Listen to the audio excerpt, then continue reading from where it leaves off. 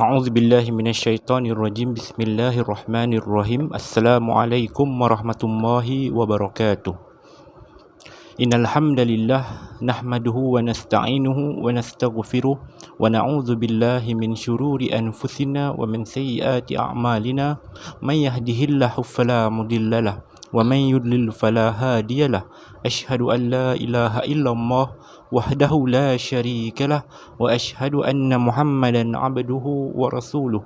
Allahumma salli wa sallim ala Muhammad wa ala alihi wa sahbihi wa baraka wa sallam, amma ba'd. Alhamdulillah summa alhamdulillah, kita panjatkan setinggi-tinggi kesyukuran kehadrat Allah kerana hari ini Allah masih lagi beri peluang kepada kita untuk kita teruskan lagi kehidupan kita dan sambung pembelajaran kita dalam sesi PDPR kita. InsyaAllah untuk hari ini kita akan masuk tajuk yang seterusnya dalam bab hadis, dalam bidang hadis, iaitu pelajaran yang kedua dalam bidang hadis, iaitu dalam muka surat 57, pelajaran yang ke-11, ikhlas dalam kehidupan. Yang ada buku teks boleh buka muka surat 57. Saya tahu untuk kelas 1 dedikasi kamu dah belajar subjek ni dengan Ustaz Nazih, jadi anggaplah ni sebagai ulang kaji. Sebab kelas 1 cekal belum lagi belajar, anggaplah ni sebagai ulang kaji untuk kamu. InsyaAllah sama-sama kita tengok apa yang kita akan belajar hari ini untuk tajuk ni, ikhlas dalam kehidupan. Ini adalah bidang hadis, maka kita akan bacakan satu potongan hadis, satu hadis yang diriwayatkan daripada Umar Al-Khattab. Umar meriwayatkan daripada Nabi SAW. Hadis yang diriwayatkan oleh Bukhari dengan Muslim. Saya baca untuk kamu dengar.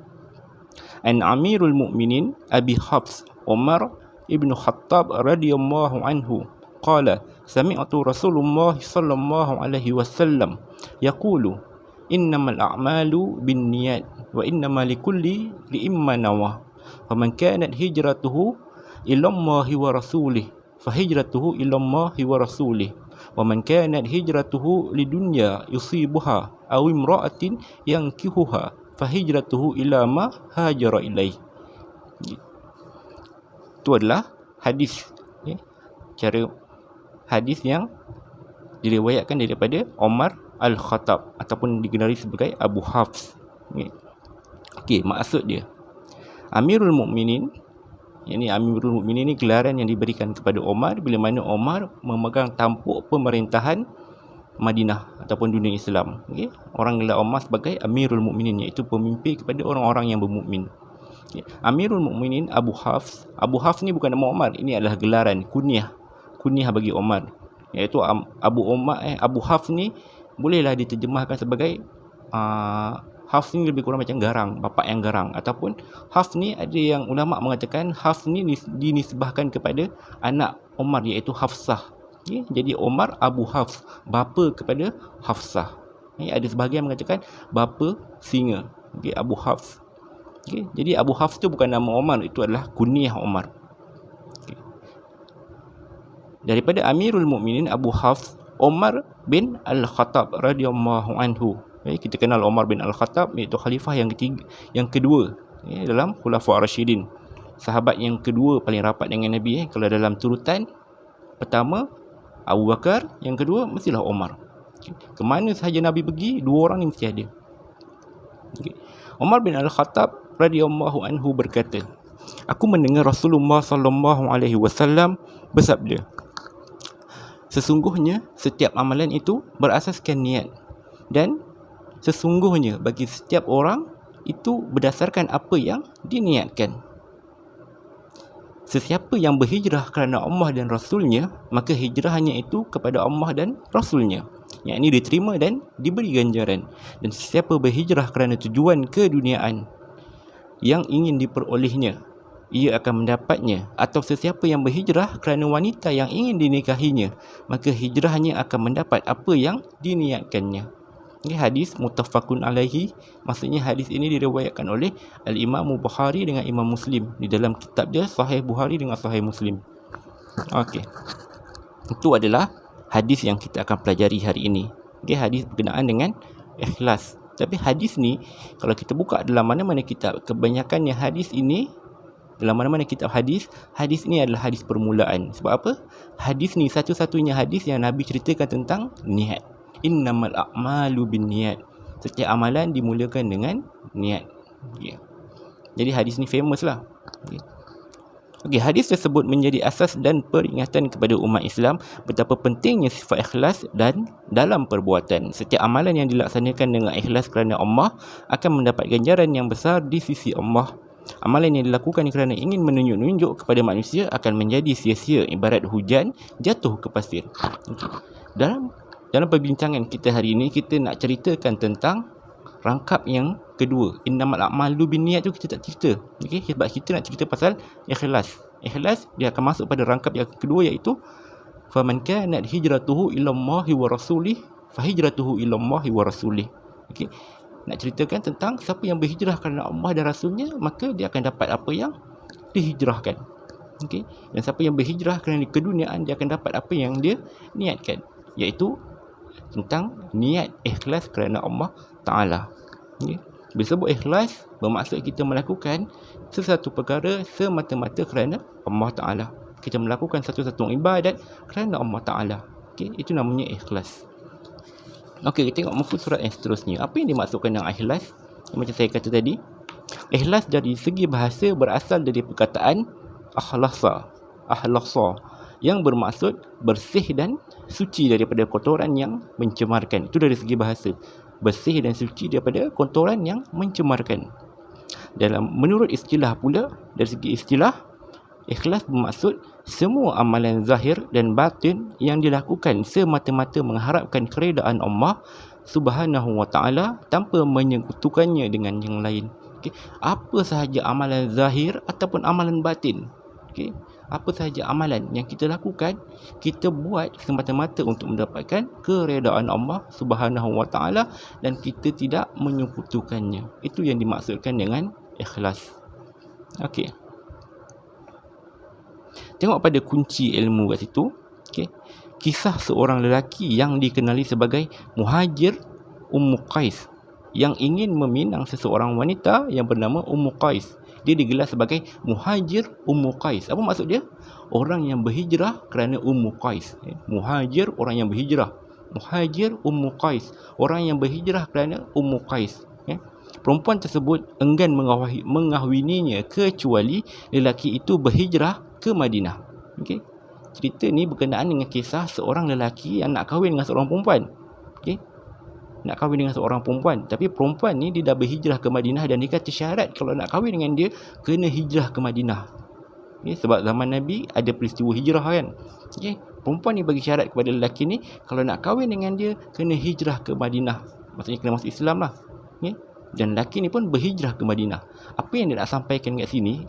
Apa yang dia nak sampaikan? Lelaki ini berhijrah. Apa niat dia? Niat dia untuk kahwin. Yang tadi kita beritahu dalam rangkap hadis, faman kanat hijratuhu lidunya yusibuha aw imra'atin yankihuha. Siapa yang berhijrah kerana nak kahwin dengan perempuan yang ingin dinikahinya. Siapa yang berhijrah kerana perempuan yang ingin dinikahinya, maka dia akan dapat apa yang dia niatkan. Maka Muhajir Ummu Qais ni dia berhijrah kerana untuk kahwin, maka dia dapatlah perkahwinan tu. Jadi dia tak dapat orang kata kelebihan sahabat-sahabat yang berhijrah ke Madinah. Sebab hijrah ni satu perbuatan yang besar, satu perbuatan yang pengorbanan yang sangat besar. Siapa yang melakukannya, dan para sahabat yang melakukannya, dia dapat ganjaran yang sangat besar, dapat kelebihan yang sangat besar. Digelar sebagai muhajirin. Tapi Muhajir Ummu Qais ni dia berhijrah kerana nak kahwin, maka dia dapatlah kahwin. Okey, itu yang nak disampaikan dalam cerita ini. Okey, kisah ini. Okey, tengok sebelah ciri-ciri orang yang ikhlas. Okey, apa ciri-ciri orang tu ikhlas? Kita dah tahu tadi apa maksud ikhlas, buat satu perkara lillahi ta'ala, kerana Allah Ta'ala. Apa sahaja perkara lillahi ta'ala. Tapi adakah kalau contohlah orang tu dia bekerja dan dia bekerja sebab nak dapat duit. Orang yang bekerja mestilah nak dapat duit, nak dapat gaji. Jadi adakah dia punya kerja tu tak ikhlas sebab dia mengharapkan ganjaran gaji semata-mata? Ataupun contoh lain, kita beribadat sebab apa? Nak dapatkan syurga Allah. Adakah itu dikira sebagai ikhlas? Ya, itu juga dikira sebagai ikhlas. Dengan syarat kita buat semua tu lillahi ta'ala. Ganjaran yang dapat kat kita itu adalah kelebihan yang diberikan oleh Allah. Okey? Bukan bermaksud orang yang beribadat nak dapatkan syurga dia tak ikhlas, tak. Okey, itu satu pemahaman yang salah. Orang yang ikhlas dia mesti buat something untuk mendapatkan redha Allah dan ingin mendapatkan ganjaran yang Allah janjikan. Okay, orang yang bekerja dia akan dapat rezeki hasil daripada pekerjaan yang dibuat, maka dia dapatlah hasilnya disebabkan dia bekerja. Dan dia bekerja lillahi ta'ala, maka dia dapat pahala ikhlas. Okey, bukanlah semata-mata ikhlas tu buat tanpa mengharapkan apa-apa balasan, tak. Sebab Nabi sendiri ajar pada kita untuk kita berdoa. Bila mana doa pada Allah, mintalah syurga Firdaus, walaupun kita tahu kita tak layak untuk masuk syurga Firdaus ni, sebab syurga Firdaus ni tingkat yang paling tinggi. Tapi Nabi kata kalau nak doa, minta syurga Firdaus. Nak doa untuk minta syurga Firdaus. Itu yang Nabi ajar. Okey, adakah Nabi orang yang tak ikhlas? Tak. Nabi orang yang paling ikhlas sekali dalam beribadah kepada Allah. Nabi ajar pada kita untuk minta syurga. Jadi orang yang buat sesuatu dengan mengharapkan ganjaran di sebalik perbuatan itu bukanlah orang yang tidak ikhlas. Okay? Kita kena tahu lawan kepada ikhlas ni adalah riak. Riak ni apa? Buat sebab nak tunjuk kat orang lain. Niat berbeza. Niat memainkan peranan di sini. Sebab tu hadis tadi tentang niat. Niat yang memainkan peranan, ikhlas dengan tidak ikhlas seseorang. Macam mana kita nak tahu orang tu ikhlas ataupun tidak? Kita tak tahu. Semua tu patah balik kepada Allah Subhanahu Wa Taala. Allah je yang tahu apa yang ada dalam isi hati seseorang tu. Sama ada dia ikhlas ataupun tidak, Allah yang mengetahui. Kita manusia, kita nilai daripada zahir. Itu yang kita nampak. Okey. Ciri-ciri orang yang ikhlas. Apa ciri-ciri orang yang ikhlas? Orang yang benar-benar ikhlas akan melakukan sesuatu amalan semata-mata untuk mendekatkan diri kepada Allah Subhanahu Wa Taala serta mengharapkan keredaannya. Okay. Firman Allah Subhanahu Wa Taala dalam surah Al-Bayyinah, "Wa ma umiru illa liya'budu Allaha mukhlishina lahuddin." Okay. Yang bermaksud mereka tidak diperintahkan melainkan supaya menyembah Allah Subhanahu Wa Taala dengan mengikhlaskan ibadat kepadanya. Okey. Ini dalil yang mengatakan kita kena buat ibadat ikhlas kerana Allah Ta'ala. Okey, ciri-ciri orang yang ikhlas. Yang pertama, istiqamah melakukan kebaikan. Apa maksud istiqamah? Istiqamah maksudnya berterusan. Okey. Walaupun perbuatan tu kecil tapi dia berterusan. Istiqamah dalam melakukan perkara-perkara yang baik. Berterusan dalam melakukan perkara-perkara yang baik. Kalau kita rajin bersedekah, setiap hari kita sedekah RM1, setiap hari RM1, itu kita istiqamah dalam apa yang kita buat. Okey. Itu antara ciri-ciri orang yang ikhlas. Dia buat benda tu istiqamah, berterusan. Benda yang baik lah, bukan benda yang jahat. Benda yang jahat bukan istiqamah. Okey. Yang kedua, tidak mengharapkan pujian manusia. Apa yang dia buat tu, dia tidak mengharapkan pujian manusia. Kalaulah manusia memuji dia, dia akan sebut Alhamdulillah. Dikembalikan pujian itu kepada Allah. Sebab apa yang dia dapat, hasil usaha dia, Allah berikan kepada dia. Maka selayaknya pujian tu dikembalikan kepada Allah. Jadi orang yang ikhlas ini, dia tidak mengharapkan pujian daripada manusia. Tapi salah ke manusia nak puji dia? Tak salah. Tak salah. Okey? Tak salah. Pujian tu salah satu bentuk ganjaran yang Allah berikan kepada kita. Cuma kita bila mana orang puji kita, hendaklah kita kembalikan pujian itu kepada Allah dengan menyebut Alhamdulillah. Segala puji bagi Allah. Itu yang kedua, iaitu tidak mengharapkan pujian manusia. Yang ketiga, sentiasa mengharapkan keredaan Allah. Kita buat apa sahaja atas muka bumi ni, kita harapkan Allah reda dengan apa yang kita buat. Bila kita mengharapkan Allah reda, sudah tentulah perbuatan itu perbuatan yang baik. Apa sahaja perbuatan yang baik, kita mengharapkan reda Allah. Belum jumpa lagi orang buat jahat semata-mata nak dapat reda Allah. Tak jumpalah. Okay. Benda yang baik. Okay. Benda yang baik kita buat, kita harapkan keredaan daripada Allah supaya Allah reda apa yang kita buat. Okay. Itu ciri yang ketiga. Yang keempat, tidak mengingati kebaikan yang dilakukan. Okey, apa maksud tidak mengingati ni? Takkanlah kita nak keluarkan daripada ingatan kita kan? Tak. Maksud tidak mengingati kebaikan yang dibuat ini adalah dengan tidak mengungkit-ungkit. Okey, tidak mengungkit kebaikan yang diberikan. Kalau manusia tu dia buat satu pertolongan, lepas tu dalam satu masa yang panjang tiba-tiba dia ungkit balik, dulu aku dah buat macam ni kat kau, aku dah tolong kau dulu. Itu niat, salah satu ciri orang yang nampak ciri tidak ikhlas pada diri dia dalam membantu. Okay? Orang yang ikhlas, dia tidak mengingati ataupun tidak mengungkit perkara yang dia lakukan. Okay? Itu ciri yang keempat. Ciri yang kelima, sentiasa bersabar dalam kesulitan. Apa jua masalah, apa jua rintangan yang Allah beri, orang tu sentiasa sabar. Okay? Diberikan sakit, kita sabar atas sakit yang Allah berikan itu. Okay? Itu antara ciri-ciri orang yang ikhlas. Malah Allah akan berikan pahala atas kesabaran yang kita lakukan. Okay? Itu yang kelima. Yang keenam, tidak menghiraukan kejian manusia. Okay? Bila mana kita tahu apa yang kita buat itu adalah betul dan itu adalah jalan yang Allah redha, kita tahu perbuatan itu perbuatan yang datang daripada Nabi, dan kita terus melakukan perbuatan itu walaupun bertentangan dengan apa yang kebanyakan orang lain buat. Kita tak hiraukan kejian orang. Mungkin orang akan label kita macam-macam, tapi kita tak hiraukan. Sebab apa? Kita tahu dan kita yakin apa yang kita buat ini semata-mata untuk mengharapkan redha Allah, dan kita yakin apa yang kita buat ini bertepatan dengan apa yang Nabi Muhammad suruh kita buat. Okay? Maka apa sahaja kejian yang datang kepada kita, kutukan yang datang kepada kita, maka kita tidak hiraukannya. Okay? Tengok macam mana Nabi sewaktu Nabi berdakwah di Mekah, apa label yang Nabi tak pernah dapat. Macam mana apa kutukan yang Nabi tak pernah dapat. Semua Nabi dapat. Apa gelaran yang tak pernah diberikan kepada Nabi, gelaran-gelaran yang buruk tak diberikan kepada Nabi, semua Nabi dapat. Penipu, pembohong, ahli sihir, dukun, tok bomoh, apa lagi, semua Nabi dapat. Gila, semua Nabi dapat gelaran-gelaran ni. Gelaran-gelaran yang buruk diberikan kepada Nabi. Tapi Nabi sabar atas kejian yang orang berikan kepada dia. Sebab apa? Nabi tahu Nabi tengah bawa agama Allah. Okay? Begitu jugalah orang yang ikhlas. Orang yang ikhlas, dia tidak akan menghiraukan kejian manusia. Dan last sekali, ciri orang ikhlas yang last sekali, mengharapkan ganjaran pahala di akhirat. Okay? Dia buat apa saja, dia harapkan pahala daripada Allah. Ganjaran pahala di akhirat macam mana? Syurga lah. Okay? Syurga. Dia buat apa saja, dia mengharapkan syurga Allah. Ingat, kita hidup atas muka bumi ini, apa tujuan kita hidup? Apa matlamat paling tinggi sekali dalam kehidupan kita? Syurga Allah. Tak ada yang lain. Sebab kalau tak dapat syurga, itu je lah pengakhirannya. Pengakhiran kita dua, syurga ataupun neraka. Tentulah kita nak syurga.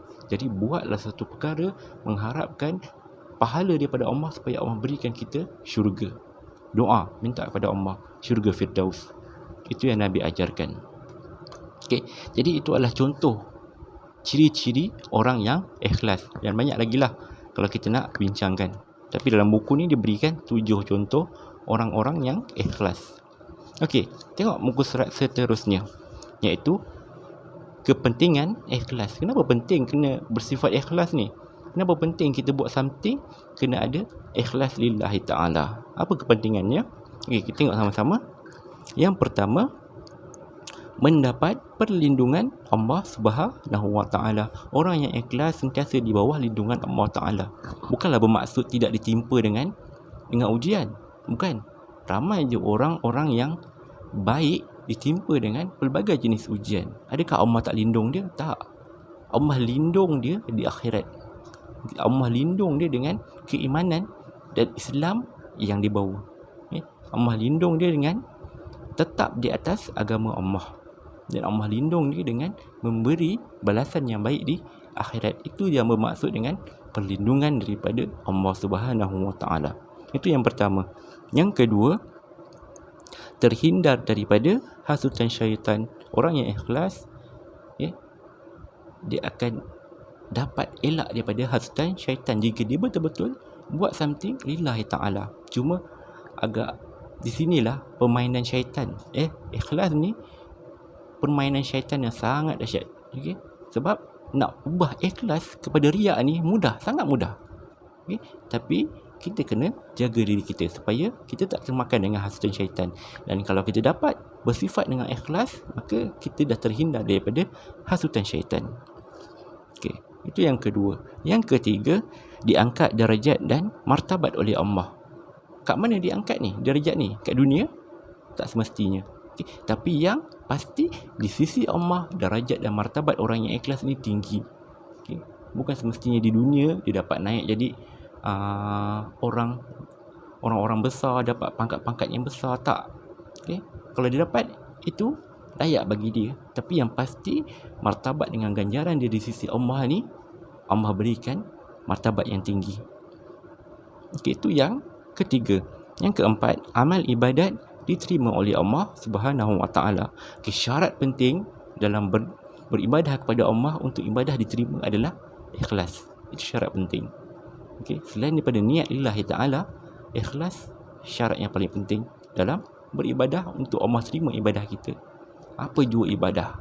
Okay, kita mengharap, kita nak Allah terima ibadah kita, kita nak Allah terima apa yang kita buat. Ikhlas adalah benda yang paling penting sekali perlu ada. Okay, sebab tu orang yang ikhlas, insya-Allah apa yang dia buat, Allah akan terima. Okay, yang seterusnya, doanya akan dimakbulkan oleh Allah. Orang yang ikhlas, doanya mudah untuk dimakbulkan. Okay, kita sebagai seorang Muslim, perbanyakkan berdoa. Biasa kan kita dengar, doa adalah senjata bagi orang Islam. Doa adalah senjata bagi orang Islam. Okay, doa adalah panahan malam bagi orang Islam. Okay.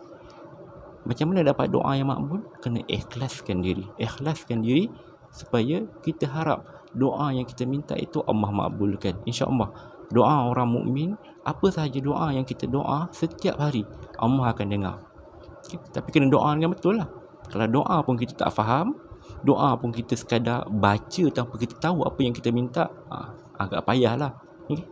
Problem lah kat situ. Sebab doa ni mestilah kita tahu apa yang kita nak. Okay, jadi kena tahu macam mana cara berdoa dengan betul supaya doa kita Allah makbulkan, okay, dengan sifat ikhlas kita. Okay, dan yang last sekali, hidup menjadi tenang dan tenteram. Orang yang ikhlas ni, dia akan tenang walau apa jua rintangan ataupun walau apa jua ujian yang datang pada dia, dia akan tenang dan jalani kehidupan dia dengan tenteram. Sebab itu adalah sifat orang yang ikhlas, dia akan dapat kelebihan itu. Itu adalah kepentingan ikhlas bagi diri kita manusia. Okay? Semua ini berkait dengan kehidupan di dunia, dengan kehidupan di akhirat. Okay? Ikhlas ni memainkan peranan di dunia dan juga di akhirat. Tapi yang lebih kita harapkan adalah di akhirat. Sebab dunia ni hanya sementara. Akhirat juga yang selama-lamanya. Sebab tu kita lebih harapkan kepada akhirat. Ingat, bila mana kita nak ikhlaskan diri, jangan semata-mata mengharapkan ganjaran di dunia. Harapkan ganjaran yang lebih besar di akhirat. Itu yang lebih penting. Tapi Allah akan berikan kedua-duanya kepada hamba dia yang ikhlas dalam beribadah ataupun amalannya kepada Allah. Okey, itu kepentingan sifat ikhlas. Okey, tengok muka surat yang seterusnya. Sebab yang ni ada aktiviti, yang ni kamu boleh cek sendiri. Okey, muka surat yang seterusnya ataupun yang last sekali, iaitu pengajaran yang kita boleh ambil daripada hadis ini, hadis Omar ni. Okay, ini hadis daripada Omar, hadis tentang niat, hadis tentang ikhlas. Apa pengajaran yang kita boleh ambil daripada hadis ini? Okey, yang pertama, umat Islam hendaklah berniat kerana Allah Subhanahu Wa Taala dalam setiap amalan agar mendapat keridaan Allah. Ingat, apa jua perbuatan yang kita buat, okay, kita niatkan lillahi ta'ala. Apa saja perbuatan yang baik lah. Macam saya kata tadi, jarang lah ataupun susah nak jumpa orang buat benda buruk, orang buat maksiat lillahi ta'ala. Biasa orang buat maksiat ni nak langgar perintah Tuhan. Okay? Biasa orang buat maksiat ni dia buat larangan yang Allah larang. Jadi jarang lah ataupun susah lah nak jumpa orang yang buat maksiat lillahi ta'ala. Bila kata buat lillahi ta'ala, ini adalah perbuatan-perbuatan yang baik ataupun amal ibadat kita. Apa saja yang kita buat atas muka bumi ini, niatkanlah lillahi ta'ala supaya kita dapat keredaan daripada Allah. Yang kedua, umat Islam hendaklah meyakini bahawa Allah Subhanahu Wa Taala akan memberikan ganjaran kepada hamba-Nya yang ikhlas. Yakin. Okay. Setiap benda yang kita buat, kita ikhlaskan diri kita dan kita yakin dengan ikhlas ini Allah akan berikan ganjaran dan balasan kepada kita. Kalau tak di dunia, akhirat pasti. Okay. Kalau tak ganjaran itu kita dapat kat dunia, akhirat pasti dapat. Okay. Kalau kat dunia kita dapat, kat akhirat pun kita akan dapat. Jika kita benar-benar orang yang ikhlas. Maksudnya orang yang ikhlas ini dah pasti dia akan dapat ganjaran. Kat mana? Akhirat. Dunia, insya-Allah dia akan dapat. Kalau tak dapat, akhirat dia pasti akan dapat. Okey. Jadikanlah diri kita ini seorang yang ikhlas supaya kita yakin Allah itu akan bagi ganjaran kepada diri kita. Okey, yang ketiga, kita hendaklah melakukan ibadat dengan niat yang ikhlas agar ibadat kita diterima Allah. Macam saya kata tadi, syarat ibadat nak diterima oleh Allah adalah ikhlas. Itu syarat paling penting sekali. Kita biasa bicarakan tentang rukun solat. Okey, macam mana rukun solat mula daripada berdiri, takbiratul ihram, Fatihah. Kurang satu rukun solat, solat tak sah. Tak sah maksudnya tak diterima lah. Tapi dalam kita bincang tentang rukun-rukun solat ni, benda yang paling penting sekali adalah ikhlas. Okay. Lillahi ta'ala. Buat semata-mata kerana Allah. Sebab kalau kita buat mengharapkan pandangan orang, mengharapkan pandangan orang lain ataupun riak semata-mata nak menunjuk-nunjuk, tidak akan dapat. Allah tidak akan terima amalan kita. Okay. Jadi ingat, untuk syarat ibadat diterima oleh Allah, ikhlas. Itu syarat yang paling penting. Okay. Dan yang terakhir, kita hendaklah menjauhi sifat riak dan ingin menunjuk-nunjuk agar amalan tidak sia-sia. Okay. Ikhlas lawan dia adalah riak. Okay. Bagaimana kalau kita dah buat something, kita ikhlas. Contoh, kita dah buat something, kita dah solat. Okay. Solat ni ikhlas lillahi ta'ala. Tiba-tiba kita dengar macam ada orang cakap, oh bagus dia solat. Mula datang perasaan riak dalam diri kita. Macam mana kita nak buat? Okay. Ulama ajar bila mana starting kita ikhlas, tiba-tiba datang perasaan riak sebab pujian orang. Apa kita perlu buat? Kita istighfar pada Allah dan cuba hindarkan perasaan riak tu. Okay. Macam mana? Perbanyakkan istighfar, perbanyakkan puji Allah. Sebab kita tahu segala-galanya lillah ta'ala, segalanya datang daripada Allah. Banyakkan istighfar, minta ampun kepada Allah supaya kita dapat buang balik sifat riak itu dan datangkan keikhlasan dalam diri. Jadi, kalau datang keadaannya seperti itu adalah perkara yang biasa berlaku kepada setiap manusia. Okay. Tidak dapat tidak. Sebab apa? Manusia ini akan diganggu oleh syaitan sepanjang hidup dia. Syaitan akan cuba untuk hasut kita. Okay. Tapi apa yang kita boleh buat adalah kita berusaha untuk hilangkan sifat riak itu. Dan pasti ada ganjaran di sebalik usaha yang kita lakukan. Okey. Itu adalah pengajaran yang kita boleh ambil daripada hadis tentang ikhlas. Hadis daripada Umar Al-Khattab radhiyallahu anhu. Okey, insya-Allah itu sahaja untuk pembelajaran kita hari ini. Kita akan sambung pembelajaran kita untuk hari yang seterusnya nanti. Jika ada sebarang persoalan, kamu boleh kemukakan persoalan itu kepada saya secara personal. PM saya secara personal. Okay. Boleh PM saya, tak ada masalah. Tanya apa sahaja yang kamu nak tahu, sama ada perkara berkaitan pembelajaran kamu ataupun luar pembelajaran. Apa yang saya boleh jawab, saya akan cuba untuk jawab. Yang saya tak boleh jawab, saya KIV terlebih dahulu. Okay. Jangan lupa komen nama kamu dan juga kelas kamu, sama ada satu dedikasi ataupun satu cekal. Okay. Sejumpa lagi. Aku liqauli hadza wa astaghfirullah al-azim li wa lakum. Wassalamualaikum warahmatullahi wabarakatuh.